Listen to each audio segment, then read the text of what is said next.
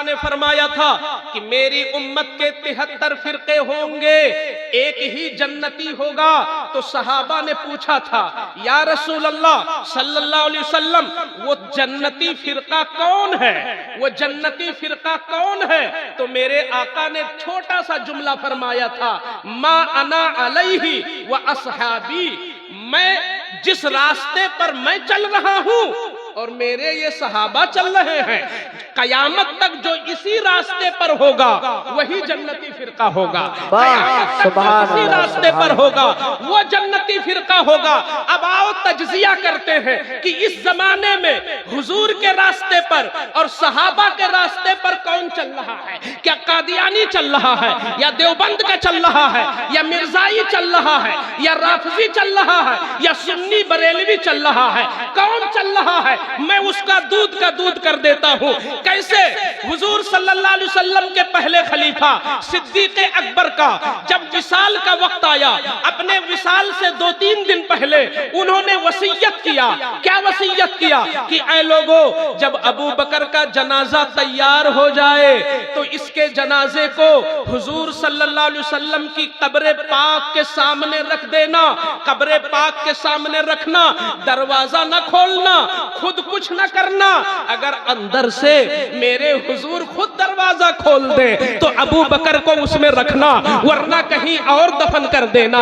ये सिद्दीक अकबर वसीयत कर रहे हैं। किसके दरमियान कर रहे हैं? सहाबा के दरमियान कर रहे हैं। किसी सहाबी ने एतराज नहीं किया कि ऐ अबू बकर, जब हुजूर का इंतकाल हो चुका, जब हुजूर का विसाल हो चुका, तो दरवाजा हुजूर कैसे खोलेंगे? ये तुम कौन सी बातें कर रहे हो? मगर किसी ने नहीं टोका। सिद्दीक अकबर की बात पे सबने लब्बैक कहा कि हाँ, आपके जनाजे को हम रखेंगे। चुनांचे जब आपका इंतकाल हो गया तो आपका जनाजा मुस्तफा की कब्र पाक के सामने रखा गया। अब कब्र पाक से दरवाजा खुद खुल गया तो सिद्दीक अकबर को बगल में लिटा दिया गया।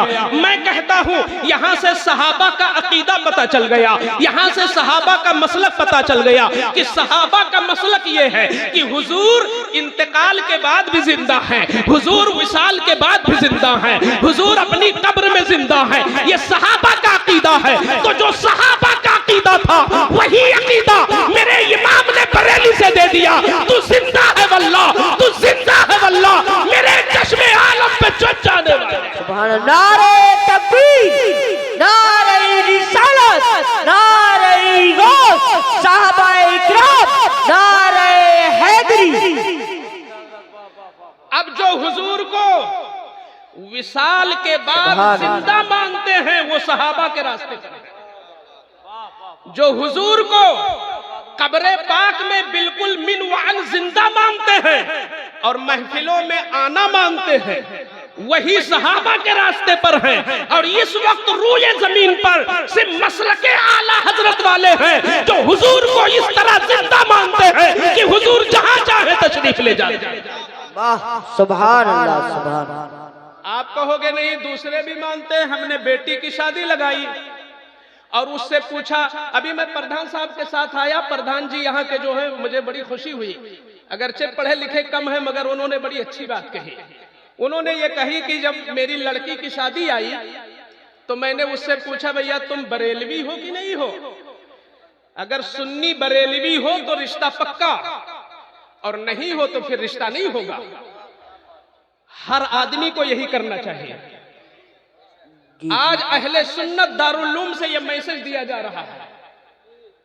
आप सब जगह दौलत देख करके और इख्तिदार देखकर, लड़के की खूबसूरती देखकर, लड़के की जॉब देख करके, नौकरी देख करके अपनी लड़की को जहन्नम में मत डालना।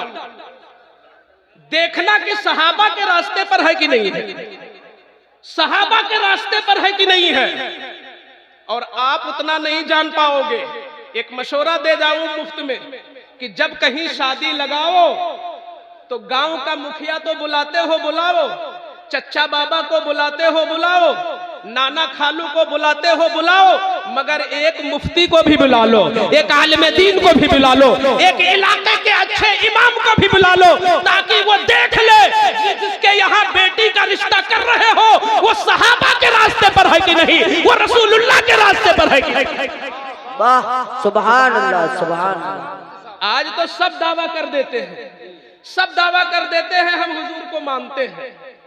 अब बड़ा मुश्किल है, भाई हुजूर को मानता है कह रहा है, कैसे हम पहचाने कि यह हुजूर को मानता है, कैसे पहचाने?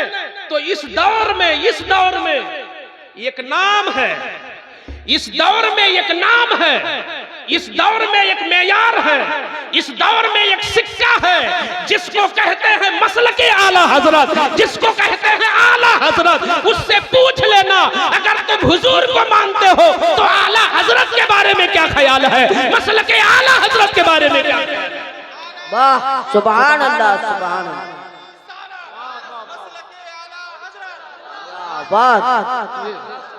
क्या बात है, बेशक। हुजूर को मानता है, बोल देगा हुजूर को मानते हैं, मगर पूछ लेगा आला हजरत के बारे में क्या। ऐसा सिक्का है आला हजरत का कि अरब के एक बहुत बड़े आलिम ने कहा था, इनकी जिंदगी को देखकर कहा था, हुब्बुहु अलामतुस सुन्ना व बुग़्ज़ुहु अलामतुल बिदअ। अहमद रजा से मोहब्बत करना सुन्नी होने की पहचान है और इनसे दूर रहना बिदाती होने की पहचान है। आज जितने भी दूर हैं, आज जितने भी दूर हैं, आज जितने भी दूर हैं, चाहे वो किसी बड़ी खानकाह का सैयद हो, चाहे वो सरावा का मौलाना हो, अगर अहमद रजा से दूर हैं तो वो सुन्नियत से दूर हैं। बेशक सुभान अल्लाह। अहमद रजा का नाम मेयारे सुन्नियत बना हुआ है, इसमें आला हजरत का नाम अल्लाह ने मेयारे सुन्नियत बना दिया है इस दौर में कम से कम। तो मैं ये अर्ज कर रहा था कि अहले सुन्नत के लोग हैं जो सहाबा के रास्ते पर।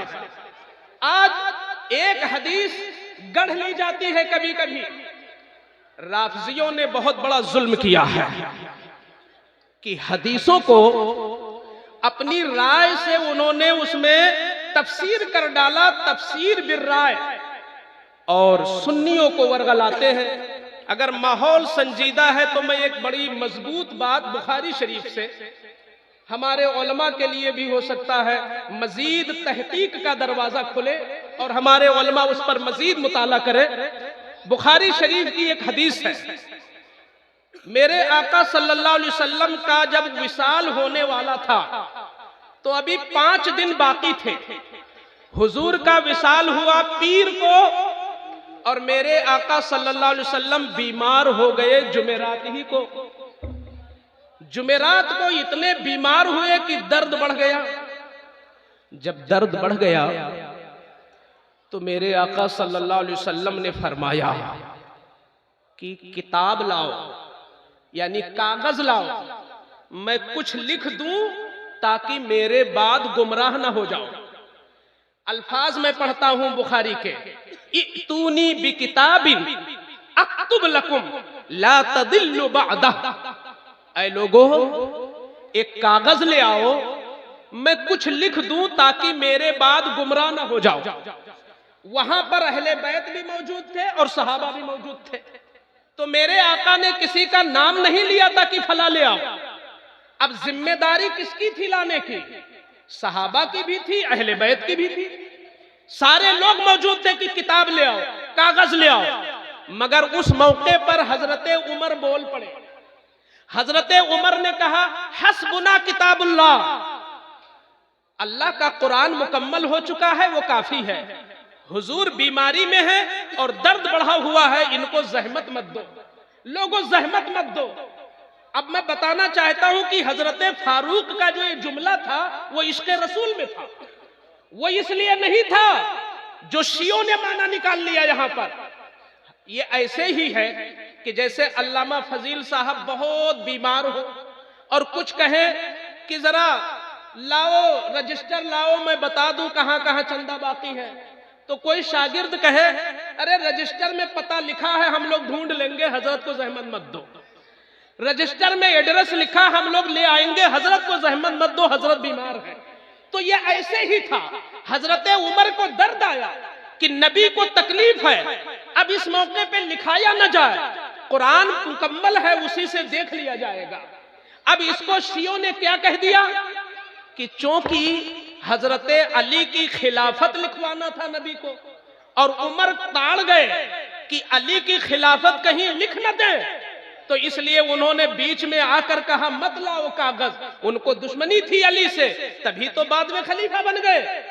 अब मैं पूछना चाहता हूं इल्जामी जवाब कि उस हदीस में कौन सा लफ्ज है जो इस बात को बता रहा है कि अली की खिलाफत लिखना था? उस हदीस में कौन सा लफ्ज है जो बता रहा है कि अली की खिलाफत लिखना था? अगर हम पलट कर ये कह दें कि नहीं अबू बकर की खिलाफत लिखना था, तो तुम क्या कहोगे? अगर मैं कहूं कि अबू बकर की खिलाफत लिखना था, तो तुम्हारे पास क्या जवाब है? फिर उसके बाद आप जरा सोचो कि नबी कुछ लिखवाना चाहते थे, अगर वो लिखवाना जरूरी था तो उमर के कहने से नबी रुक क्यों गए? उमर के कहने से मुस्तफा रुक क्यों गए? ये तो नबी पर इल्जाम लगा रहे हो कि नबी उमर की बात दीन में मान गए और दीन को नाकिस छोड़ दिया पैगंबर ने, उमर की वजह से लिखा नहीं। ये नबी पर हमला हो रहा है। फिर उसके बाद मैं कहना चाहता हूं 5 दिन तक हुजूर और दुनिया में रहे जाहिरी जिंदगी में, अगर उस वक्त नहीं लिखाया तो बाद में क्यों नहीं लिखाया? बाद में हुजूर ने कागज क्यों नहीं मंगा के लिखाया? इसलिए सुन्नियों, ये शियों का फरेब है जो कहते हैं कि अली की खिलाफत लिखाना था।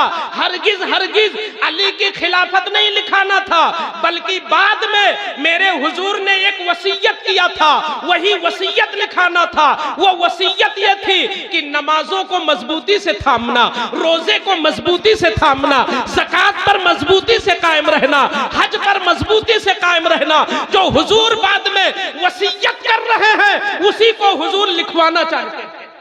बेशक सुभान अल्लाह। इस हदीस को कहते हैं हदीसे किरतास।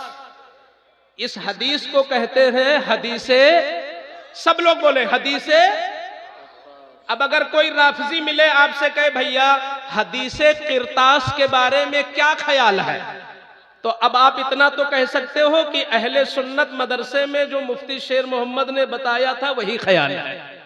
कम से कम जानोगे तो कि हदीसे किरतास क्या है। दूसरी चीज, मेरे आका सल्लल्लाहु अलैहि वसल्लम ने एक मशहूर हदीस में फरमाया, मसलू अहले बैती का सफीनत नूह, मन रकीबहा नजा व मन तखल्लफ अनहा फहलक। मेरे अहले बैत की मिसाल नूह की कश्ती की तरह है। हुजूर की बातों में गौर करना चाहिए। ये किसी नेता की बोली नहीं है कि इधर से सुनो उधर से उड़ा दो। ये हुजूर वो हैं जो एक जुमला बोलते हैं तो उस जुमले में मानी का समंदर मौजूद रहता है। हुजूर कहते हैं मेरे अहले बैत नूह की कश्ती की तरह है। और आगे क्या कहते हैं कि नूह की कश्ती में जो बैठा था वही बचा था। तो मतलब यह है कि कयामत तक वही मुसलमान निजात पाएगा जो अहले बैत का दामन थामे रहेगा। ये इस हदीस का मतलब है। तो जब इस हदीस का यह मतलब है कि वही निजात पाएगा जो अहले बैत का दामन थामेगा, तो अहले बैत को कश्ती कहा क्यों? अहले बैत को कश्ती क्यों कहा? हुजूर कुछ भी कह सकते थे।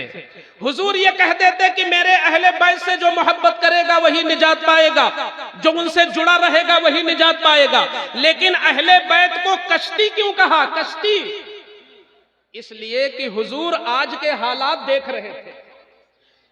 कश्ती कितनी भी अच्छी हो बगैर मल्लाह के नहीं चलती। क्या बात है, सुभान अल्लाह सुभान अल्लाह। हाजी अली गए हैं आप लोग? हाजी अली कितने लोग गए? हाजी अली मुंबई, हाथ उठाएं। हाजी अली, अरे बहुत कम लोग गए। जाफरपुर वाले मुंबई हाजी अली के दरबार में नहीं गए आप लोग? वहां कितना बड़ा समंदर है, उस समंदर में कश्तियां चलती हैं। कोई कश्ती कितनी भी अच्छी हो मगर चलाने वाले के बगैर पार हो जाएगी? कश्ती को चलाने वाला चाहिए ना। तो हुजूर ने सहाबा को कश्ती कह दिया, हुजूर ने अहले बैत को कश्ती कह दिया। इस कश्ती को चलाने वाला कौन है? इस कश्ती को साहिल तक ले जाने वाला कौन है? बिलाशुबा हुजूर ने बड़ा लतीफ इशारा कर दिया कि जब अहले बैत कश्ती है तो कश्ती को चलाने वाले सहाबा हैं। कश्ती को चलाने वाले सहाबा हैं। नतीजा ये निकला कि बगैर अहले बैत के भी निजात नहीं होगी और बगैर सहाबा के भी निजात नहीं होगी। जब तुम सहाबा से भी मोहब्बत करोगे और अहले बैत से भी मोहब्बत करोगे तभी हुजूर तक पहुंच जाओगे। ये राफिजी, अब जब हम ये जुमला बोले कि कश्ती वाले कौन है तो कहना ये राफिजी है, ये सिर्फ कश्ती की बात करते हैं, ये सिर्फ कश्ती है। और जब ये कहा जाए कि मल्लाह वाले कौन है तो वो सब नासिबी और खारजी हैं। और जो दोनों से मोहब्बत करता है वही सुन्नी बरेलवी है। क्या बात है, सुभान हम अल्लाह। से भी प्यार करते हैं, हम सहाबा से भी प्यार करते हैं। महज कश्ती को पकड़ने वाला भी डूबेगा और महज सहाबा का नारा लगाने वाला भी डूबेगा। जो दोनों की शायाने शान इज्जत करेगा वही सुन्नी होगा, वही 73वां फिरका होगा। और उसी की निशानदही मेरे आला हजरत यूं करते हैं, अहले सुन्नत का है बेड़ा पार सहाबे रसूल, नाव है और नज्म है इतरत रसूलुल्लाह। सुभान अल्लाह। नारे तकबीर, नारे रिसालत, नारे गौसिया, मसलके आला हजरत, नारे हैदरी। आप जरा देखो ये क्या कहते हैं, माजल्ला, सदबार माजल्ला। अपनी महफिलों में सिद्दीक अकबर और फारूक आजम को ये शिया जालिम कहते हैं, गासिब कहते हैं, बल्कि ये तो काफिर भी कहते हैं। अब कोई कहे कि मुफ्ती साहब ये क्यों बयान कर रहे हैं, तो मैं कहूंगा आप लोग कलेजे पे हाथ रख के सोचिए, आपकी माँ को कोई कुछ कहे तो आपको तकलीफ होती है कि नहीं? आपके बाप को कोई कुछ कहे तो तकलीफ होती है कि नहीं? तो सहाबा को कोई कुछ कहता तो तकलीफ क्यों नहीं होनी चाहिए? नारे तकबीर, नारे रिसालत, नारे गौसियत, मसलके आला हजरत हुजूर काजी शराजिला रामपुर, पीरे तरीक़त, आले रसूल हजरत अल्लामा